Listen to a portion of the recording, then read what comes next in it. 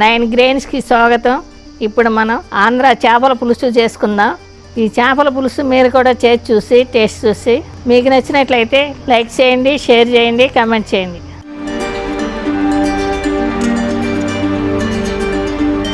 రెండు కేజీల చేపలండి. 1 గంట ముందు శుభ్రం చేసి కడిగి పెట్టుకుని 2 టేబుల్ స్పూన్ల సాల్ట్, 1 టేబుల్ స్పూన్ పసుపు వేసుకుని కలిపి పెట్టుకున్నాను. ఇది బాగా ఊరినాయి. ఇది ఒంటికి చాలా మంచిదండి. దీంట్లో ఉన్న ఆయిల్ చాలా మంచిది ఒంటికి. దీంట్లో 4 టేబుల్ స్పూన్ల కారం వేసుకుందామండి.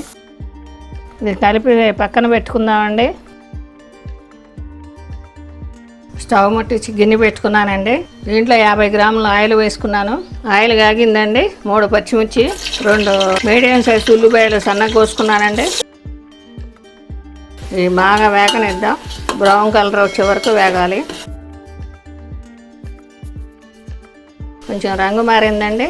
2 టేబుల్ స్పూన్ల అల్లం పేస్టు, 2 టేబుల్ స్పూన్ల వెల్లుల్లి పేస్టు. ఇది పచ్చివాసన పోయే వరకు వేయించుకుందామండి. 1 ఉల్లిపాయ, 2 పచ్చిమిర్చి పేస్ట్ చేసుకున్నామండి. అది వేసుకుందాం. ఈ అల్లం, వెల్లుల్లి, ఉల్లిపాయ పచ్చివాసన పోయే వరకు వేయించుకుందామండి. ఉల్లిపాయ పేస్ట్ చేసి వేసుకుంటే చేపల పులుసు టేస్ట్ వస్తుందండి. 2 టీ స్పూన్లు మిరియాల పొడి అండి. 2 టేబుల్ స్పూన్ల ధనియాల పొడి అండి.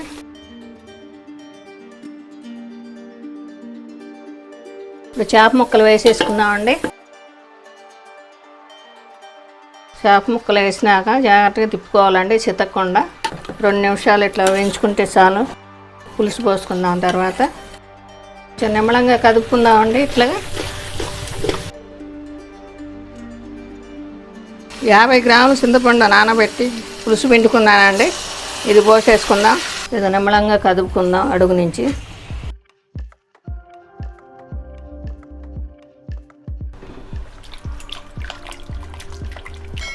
ఇలా తిప్పుకుంటూ ఉండాలండి నిమ్మలంగా ఉడికే వరకు. ఒక 5 నిమిషాలు మూత పెడదామండి. 5 నిమిషాలు అయిందండి. మూత తీసి చూసుకుందాం.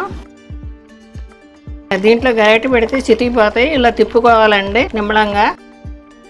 పులుసు రెడీ అండి. కొంచెం కొత్తిమీర వేసుకుని దించేసుకుందాం. ఆంధ్ర చేపల పులుసు రెడీ అండి. ఇదే విధంగా మీరు కూడా చేసి టేస్ట్ చూడండి.